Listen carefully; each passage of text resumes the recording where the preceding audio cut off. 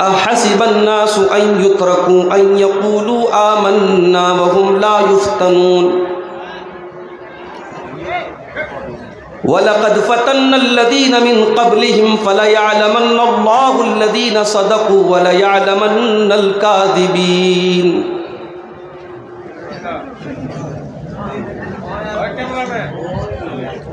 وہ شہر محبت جہاں مصطفیٰ ہے، وہیں گھر بنانے کو دل چاہتا ہے۔ وہ شہر محبت جہاں مصطفیٰ ہے، وہیں گھر بنانے کو دل چاہتا ہے۔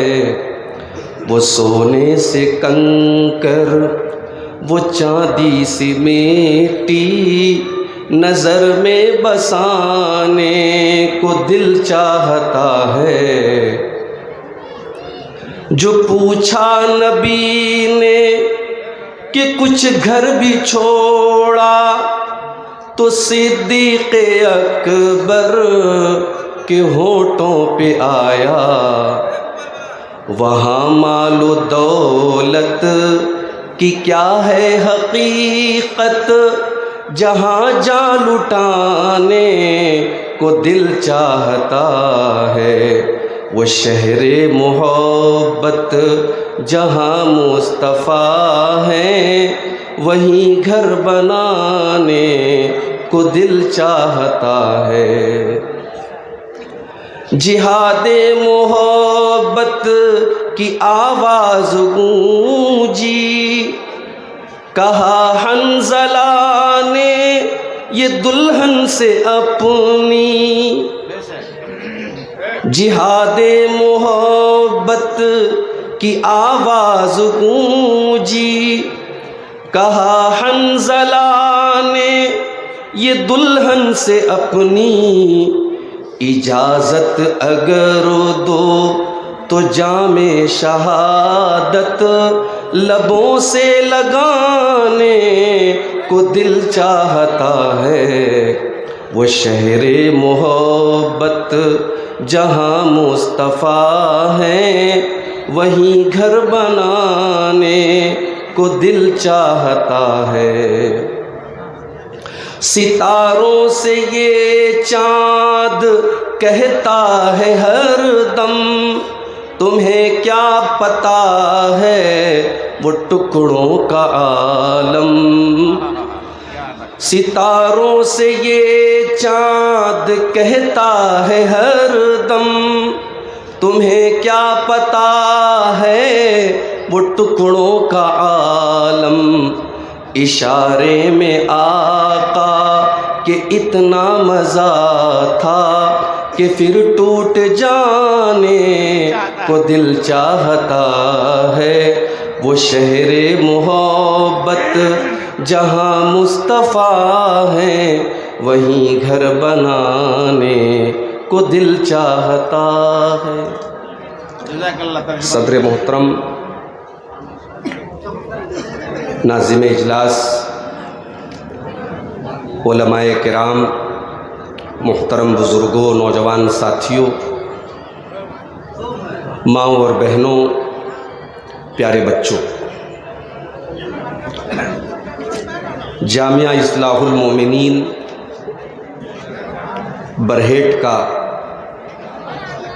یہ سالانہ پروگرام جو اس پورے علاقے کا سب سے شاندار پروگرام ہوتا ہے، اور 2 دن کا یہ پروگرام ہوتا ہے۔ آج اس پروگرام کا پہلا دن اور اس کی آخری کڑی کے طور پر میں آپ کے سامنے حاضر ہوں۔ مجھ سے پہلے ہمارے عزیز دوست شیخ ابوالکلام سلفی حفظہ اللہ نے بڑی بہترین باتیں آپ کے سامنے رکھیں۔ امت کی برائیوں، امت میں پائی جانے والی کمزوریوں کی طرف انہوں نے اشارہ کیا۔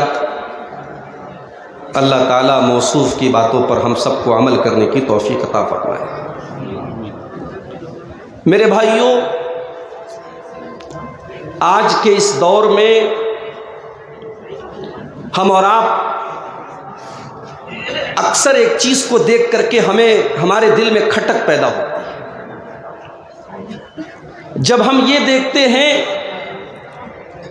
کہ لا الہ الا اللہ پڑھنے والا وہ ذلیل ہو رہا ہے اور غیر اللہ کی عبادت کرنے والا عزت پا رہا ہے.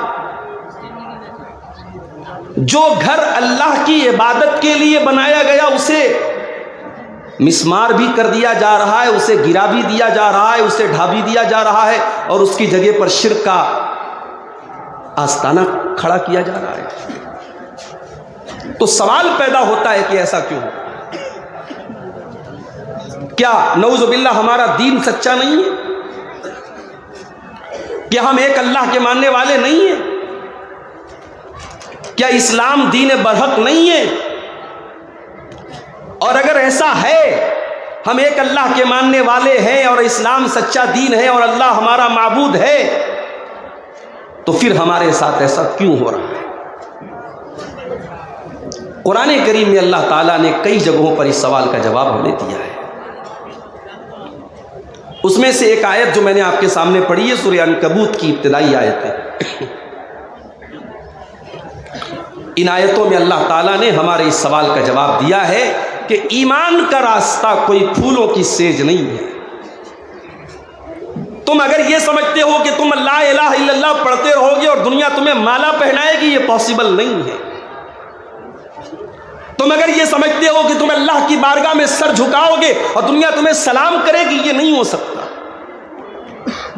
الف لام میم احسب الناس ان يتركوا ان يقولوا آمنا وهم لا يفتنون.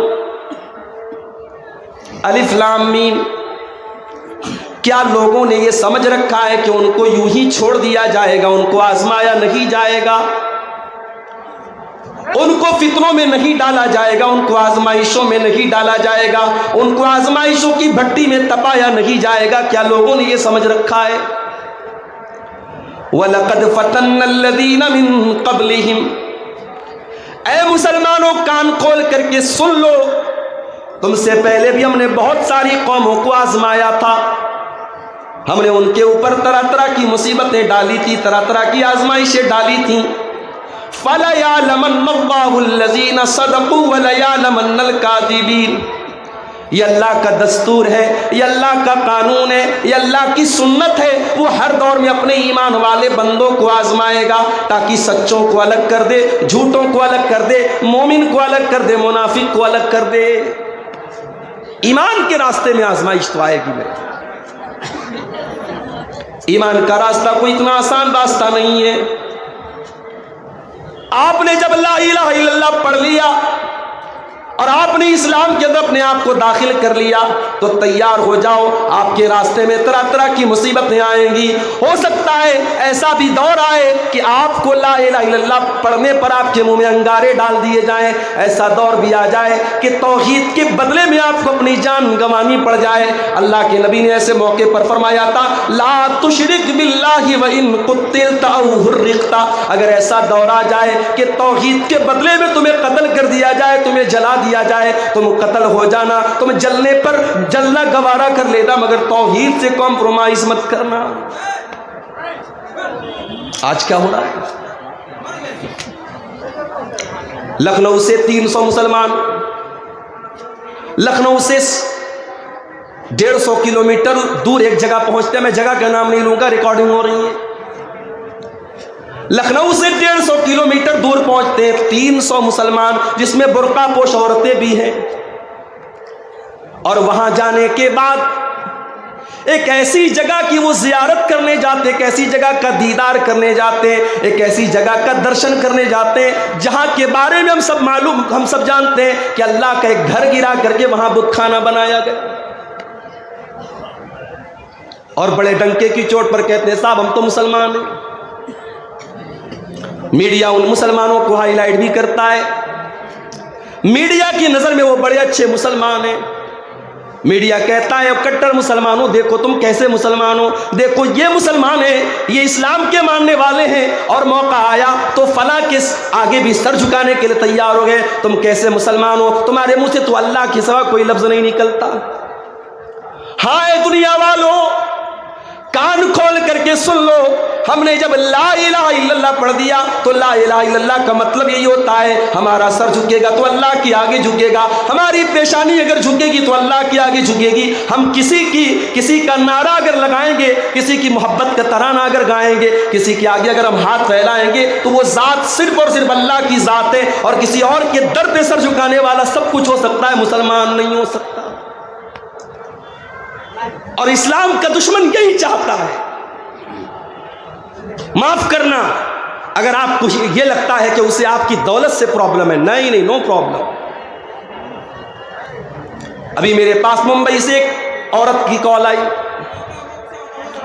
اسی بہار کی، بنگال کی رہنے والی وہ خاتون، اس وقت ممبئی میں رہتی ہیں، کہنے لگی مولوی صاحب، شیخ صاحب، میرے والد ہائی کورٹ کے جج تھے، ریٹائر ہوئے ہیں، بہت اونچی پوسٹ پر تھے، آج ممبئی میں 3 کروڑ کا بنگلہ انہوں نے بنایا ہے۔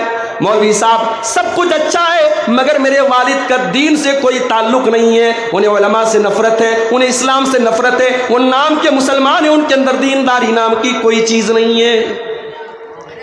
معاف کرنا میرے بھائیوں، اگر ہماری قوم میں ایسے جج تیار ہو رہے ہیں، ایسے وکیل تیار ہو رہے ہیں، ایسے ڈاکٹر تیار ہو رہے ہیں جو نام کے مسلمان ہیں اور ان کے دل میں اسلام کی کوئی محبت نہیں ہے، ان کے دل میں اللہ کی کوئی محبت نہیں ہے، ان کے دل میں توحید نہیں ہے، ہمیں نہیں چاہیے ایسے وکیل، ہمیں نہیں چاہیے ایسے جج، ہمیں نہیں چاہیے ایسے ڈاکٹر، ہم ایسے جاہل، ہم ان سے بہتر اس جاہل مسلمان کو سمجھتے ہیں جو زیادہ پڑھا لکھا تو نہیں ہے مگر اللہ کی توحید کو جانتا ہے، اللہ کو پہچانتا ہے، اسے معلوم ہے کہ سر کس کے آگے جھکانا ہے، اسے معلوم ہے کس کے آگے نہیں جھکانا ہے۔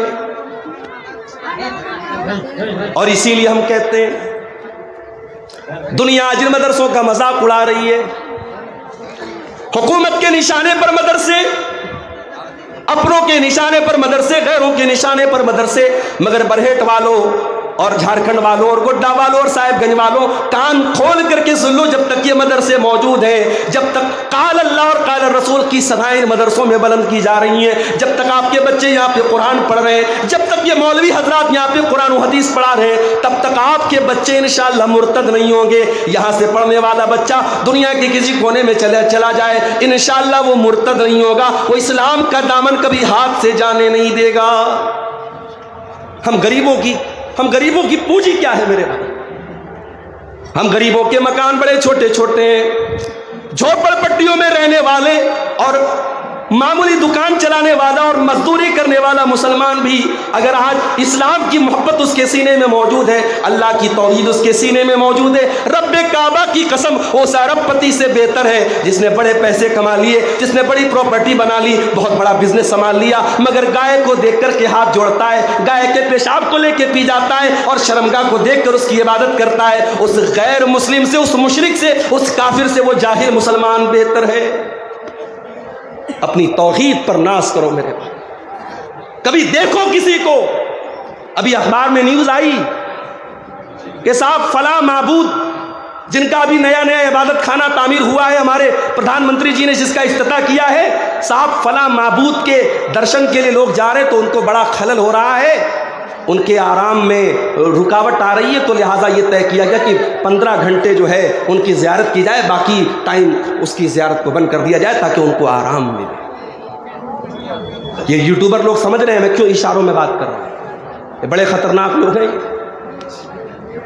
اچھی بات کو کس طریقے سے صحیح غلط رنگ دے دیا جائے اور غلط تھمبنیل لگا دیا جائے، کوئی یوٹیوبر سے پوچھے۔ تقریر میں جو بات نہیں آئی ہے وہ آپ کو تھمبنیل پہ ملے گی، آدمی کھولے گا یار عبدالغفار صاحب نے کیا کہا، اندر کچھ موجود نہیں۔ اللہ کے واسطے میرے یوٹیوبر بھائیوں برا نہ ماننا، مجھے شوق نہیں آپ پر کسی طریقے کی پابندی لگانے کا، مگر آپ اپنی حرکتوں کو سدھار لو میرے بھائی، آپ کی وجہ سے بڑی پریشانیاں کھڑی ہو رہی ہیں علماء کی۔ حالات یہ ہے میرے بھائیوں، ہندوستان کا پڑھا لکھا انسان، انٹیلیجنٹ انسان جس کے پاس بڑی بڑی ڈگریاں ہیں، وہ آج پتھر کے بت کے آگے جا کے سر جھکا رہا ہے۔ میرے بھائیوں، ایسا منظر دیکھ کر کے اللہ کا شکر ادا کیا کرو، اللہ نے ہمیں توحید پر بنایا ہے۔ اور جب توحید کے اس راستے پر آئے ہو تو کان کھول کر کے سن لو، یہ پھولوں کی سیج نہیں، یہ کانٹوں کا راستہ ہے۔ اسلام کا دشمن کبھی نہیں چاہے گا کہ آپ کی پیشانی ایک اللہ کے آگے جھکے۔ اللہ نے قرآن کے دوسرے پارے میں فرمایا وَلَا يَزَالُونَ يُقَاتِلُونَكُمْ حَتَّى يَرُدُّوكُمْ عَنْ دِينِكُمْ۔ اے نبی، یہ کفار اور مشرکین تو یہی چاہتے ہیں، اسی لیے تم سے لڑنا چاہتے ہیں، تم کو اسلام سے ہٹانا چاہتے، تم کو دین سے ہٹانا چاہتے، تم کو مرتد بنانا چاہتے ہیں۔ بظاہر تو مسلمان رہو، سر پہ ٹوپی بھی لگا لو، نام عبداللہ رکھ لو، عبد الرحمن رکھ لو، لیکن تمہاری مینٹیلٹی کافر کی ہو جائے، تمہاری سوچ مشرک کی ہو جائے، تم اللہ کو نہ پہچانو، تم رسول کو نہ پہچانو، تمہیں توحید سے کوئی مطلب نہ رہے، ایسا مسلمان یہ چاہتے ہیں۔ فتنوں کا دور ہے میرے بھائی، اور یہ فتنے کم نہیں ہوں گے، یہ بڑھتے چلے جائیں گے۔ فتنہ کس کو کہتے ہیں؟ ایک عورت جاتی ہے اپنے سونے کا کنگن لے کر کے سونار کے پاس، اور سونار سے کہتی ہے کہ ذرا اس کو دیکھ لو، اس کا وزن کیا ہے اور اس کا کتنا پیسہ مجھے ملے گا۔ سونار نے ترازو پہ رکھا، کنگن کا وزن نکلا 5 گرام۔ پھر سونار نے اپنی کسوٹی پر پرکھا کہ اس سونے کے کنگن کے اندر اوریجنل سونا کتنا ہے۔ اس کسوٹی پر جب اس نے پرکھا، اس نے کہا محترمہ آپ کے 5 گرام کے کنگن کا جو اوریجنل وزن ہے وہ تو 4 گرام ہے، اس کے اندر 1 گرام تو ملاوٹ ہے۔ ہمارے ایمان کی، ہمارے توحید کی، ہمارے دین کی ملاوٹ، کھرے اور کھوٹے کو الگ کرنے کے لیے اللہ تعالیٰ نے دنیا میں طرح طرح کے فتنوں کو بھیجا ہے میرے بھائیوں، تاکہ ایمان میں کھرا کیا ہے کھوٹا کیا ہے الگ ہو جائے۔ اور قیامت کے پہلے فتنے بڑھتے چلے جائیں گے۔ اللہ کے پیارے نبی صلی اللہ علیہ وسلم ایک مرتبہ مدینہ کی ایک پہاڑی پر چڑھتے ہیں، صحابہ کرام آپ کے ساتھ ہیں، بارش کا موسم ہے، بارش ہو رہی ہے اور بارش کے قطرے صحابہ کرام کے گھروں میں داخل ہو رہے ہیں۔ آپ نے فرمایا حل ترون ما ترا، اے میرے صحابہ کیا وہ منظر تم دیکھ رہے ہو جو میں دیکھ رہا ہوں؟ انی ارل فتنہ کمواقع القطر خلال بیوتکم، اے میرے صحابہ میں دیکھ رہا ہوں کہ فتنے تمہارے گھروں میں اس طریقے سے داخل ہو جائیں گے جیسے بارش کے قطرے تمہارے گھروں میں داخل ہو جاتے ہیں۔ بارش ہوتی ہے، آپ کھڑکی بند کر لیں، دروازے بند کر لیں، تب بھی بوچھار اندر آ جاتی ہے۔ اللہ کے نبی نے کیا مثال دی ہے کہ اے میرے صحابہ فتنے اس قدر آئیں گے کہ جس طریقے سے بارش کی بوندیں اور بارش کی بوچھار تمہارے گھروں میں کمرے بند کرنے کے باوجود اور دروازے بند کرنے کے باوجود اور کھڑکی بند کرنے کے باوجود آ جاتی ہے، فتنوں کی چنگاری اور فتنوں کی بوچھار تمہارے گھروں میں پہنچ جائے۔ میرے بھائیوں، آج کی میری تقریر کا عنوان یہی ہے، موجودہ دور کے بڑے بڑے فتنے کیا ہیں اور ان فتنوں سے بچنے کا راستہ کیا ہے۔ بڑا اہم ٹاپک ہے، میں جانتا ہوں رات کا آخری وقت ہے، بڑا مشکل وقت ہوتا ہے ایک مقرر کے لیے رات کو 1 بجے 1:30 بجے تقریر کرنا۔ اسے تقریر سنانے سے زیادہ اس بات کی فکر ہوتی ہے کہ نیند کا ٹائم ہے، آرام کا ٹائم ہے، لوگوں کو میں کیا سناؤں کہ وہ یہاں پہ ٹھہر جائیں، تھم جائیں، رک جائیں۔ مگر میں آج آپ کے سامنے بڑے اہم ٹاپک پر بات کر رہا ہوں، اس دور کے بڑے بڑے فتنے کیا ہیں، غور سے سنیے گا، انشاءاللہ کچھ باتیں آپ یہاں سے لے کے جائیں۔ اس دور کا سب سے بڑا فتنہ ایمان کو خطرے میں ڈالنے والی چیزوں کا فتنہ ہے۔ کبھی غور کرنا، بڑے بڑے کالجوں میں آپ کا بیٹا بھاگلپور میں پڑھ رہا ہے، آپ کی بیٹی کلکتہ میں پڑھ رہی ہے، قرآن سے دور ہے، وہ حدیث سے دور ہے، علماء سے دور ہے، دین کے علم سے دور ہے، مدرسے سے دور ہے۔ آپ کا وہ بیٹا، آپ کی وہ بیٹی، آپ کو لگ رہا ہے صاحب وہ تو میڈیکل کی تیاری کر رہا ہے، وہ تو انجینئرنگ کی تیاری کر رہی ہے، آپ کے اس بیٹے اور بیٹی کے اندر سلو پوائزن ڈالا جا رہا ہے اسلام سے نفرت۔ آپ کی بیٹی کلکتہ میں 3 سال رہنے کے بعد جب گھر آتی ہے، اسے نقاب اچھا نہیں لگتا، اسے پردہ اچھا نہیں لگتا، باہر نکلنے لگتی ہے، ماں کہتی ہے بیٹا نقاب پہ نکل، کہتی ہے ماں تو کیسی پرانے دور کی بات کرتی ہے، میں پڑھی لکھی لڑکی ہوں، میں میڈیکل کی تیاری کر رہی ہوں، میں انجینئرنگ کی تیاری کر رہی ہوں، مجھے پردہ کی کیا ضرورت ہے۔ لڑکا بھاگلپور میں میڈیکل کی تیاری کر رہا ہے، مسجد سے دور ہے، علماء سے دور ہے، دین سے دور ہے، اس کے گاؤں میں جلسہ ہو رہا ہے، لوگ کہتے ہیں چل جلسے میں چل تقریر سن لے، کہتا ہے مجھے جلسے میں جانے کی کوئی ضرورت نہیں، مجھے بہت نالج ہے۔